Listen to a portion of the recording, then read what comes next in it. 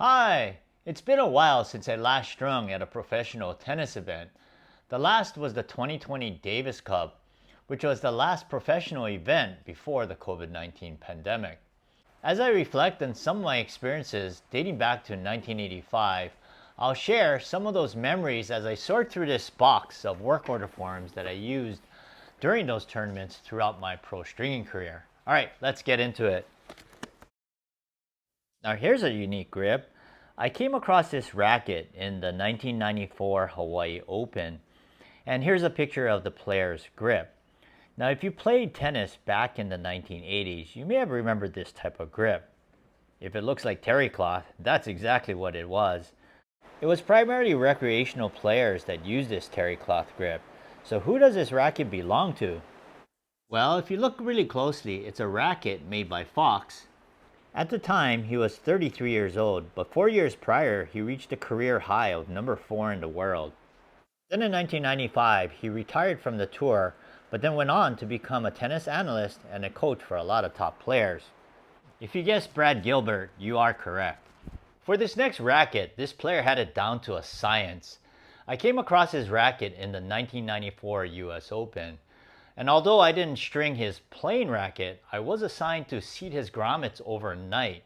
And if you don't know what seating grommet is, I did another video, stringing mishap and seating grommets, so you can check that out. He happened to be my favorite player at the time, so I did save his string bed. But what was unique about the way the strings had to be installed is the cross string tie-off had to be on the right side of the frame, and when the P was stenciled, that P had to face that knot. And on top of that, the butt cap had to also be matching the stencil on the racket. So who was this player? Well, you already know that he was using a Prince racket. He was 22 years old at the time and ranked number 8th in the world. Here's a trivia fact. We both share the same birthday, but I'm 10 years older. So if you guessed Michael Chang, you are correct. The term that comes to mind for this next player is tried and true. This player was 19 at the time when he played the 2010 Honolulu Challenger, and he was ranked 258 in the world. But what's impressive about his career over the years is that he finally broke the top 10 at age 33. I didn't know then, but I found out that he's always been very attuned to his stringing setup throughout his career. During his younger days, he would actually perform a blind test with 3 different tensions to see what would work best at tournaments. After many years on the tour, this method has helped him learn exactly what tension to use, how to string his rackets, and when. He has been known to request for string tensions down to the 10th of a kilogram, and his typical range is between 23.3 and 24.4 kilograms. He's used the same string setup throughout his career, Wilson Natural Gut on the mains and Luxilon ALU Power on the crosses. So let's take a look at his work order form when he played in this tournament in 2010. So I strung 8 rackets for him, and he started off with the mains at 23 kilograms and the crosses at 22. And after about the 4th racket, he decided to go up in tension, half a kilogram. So he was at 23.5 and 22.5 and stayed with that through his last racket. Now I'm just happy that at that time he didn't figure out that he needed a 10th of a kilogram, because my machine could only do a half a kilogram. Well, do you know who this player is? All I can say is my hat goes off to Grigor Dimitrov for staying tried and true and for his recent success in his long career. Now when you talk about low tensions, a few touring pros come to mind, and this particular player played in the 2012 Honolulu Challenger. He was an up-and-coming American that was only ranked 380 at the time at age 20. And this was the first time I had to set the tension on my stringing machine lower than 40 pounds. I strung all of his 16 rackets at 39 pounds during this tournament, but I've read that he has gone as low as 35 in other tournaments. Although it's sad that he recently retired from professional tennis, he can now be seen professionally playing on another court. And this can be none other than Jack Sock. And to be honest, he's the only player I would really watch playing pickleball. Now that we talked about low tensions, of course we have to talk about high tension. And this player played in the 2013 Wailea Challenger, and at the time he was ranked in the 800s at age 37. He reached a career top 10 ranking 10 years before this tournament. At age 37, it wasn't the title or the prize money that he sought, but I overheard him mainly wanting to surf while he was in Hawaii. During his prime years, he competed against players such as Sampras, Roddick, and Haas, who played with rackets strung over 70. Although he might not have taken his tennis so seriously, he did take his stringing seriously. He handed me 6 of his head prestiges a day before the match and requested that they all be strung same day at 33.5 kilograms, which is 74 pounds, with a 17 gauge Babolat VS natural gut. The nice thing about it, he also handed me 4 extra sets in case they broke while stringing them. And that was helpful since I ended up using one of those extra set of strings. Although he lost his match the next day, I'm sure he was happy he had a backup plan. When mounting a racket on a stringing machine, it's commonly accepted to face the butt cap facing up. In some pro tournament stringing rooms, this practice may be required. But have you ever wondered why? So here's the reason. Although it won't improve the racket's performance, it will enhance its appearance.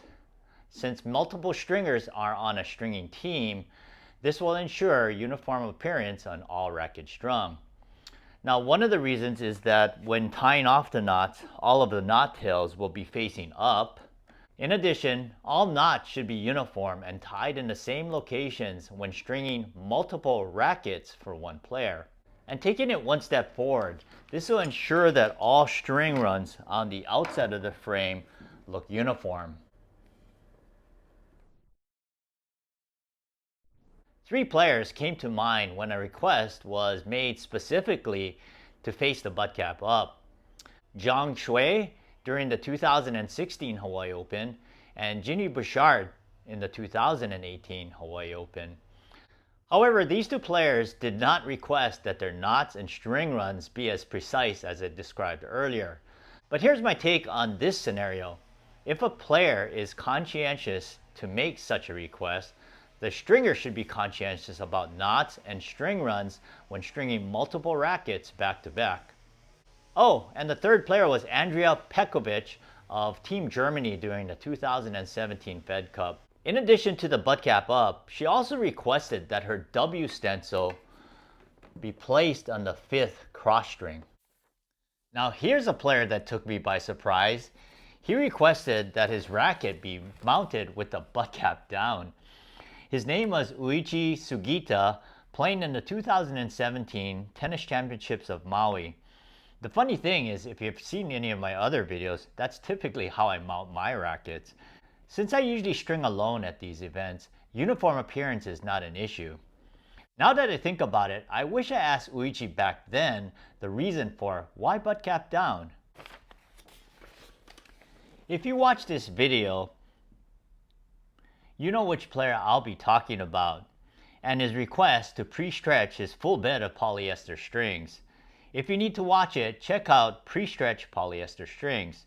In that video, I shared my experience with Henry Laksonen at the 2017 Championships of Maui. He requested his racket be strung at 22 kilograms with 10% pre-stretch using Luxilon 4G polyester strings. Find out what happened behind the scenes. I'll also share my findings in an experiment where I pre-stretch polyester strings.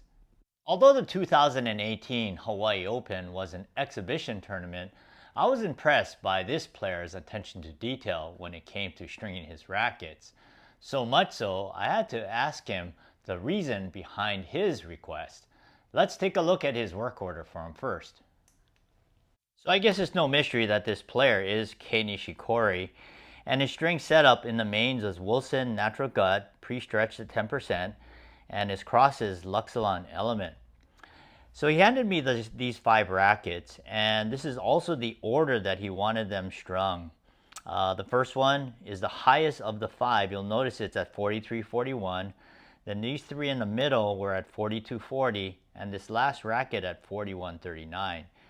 So when I saw that, I thought that was pretty interesting. So I had to ask him what was the reasoning behind his request. And what he explained to me was that since racket number 1 was going to be strung first, obviously, it would have a lot more time to settle in terms of the tension by the time I got to racket number 5. So in his mind, in the end, all of these rackets should be fairly similar in terms of the tension. Now, I can't remember if I asked him which racket he planned to play with first, but after the match, he dropped off 2 more rackets and asked to have them strung the same day at 41.39. So that would be my guess.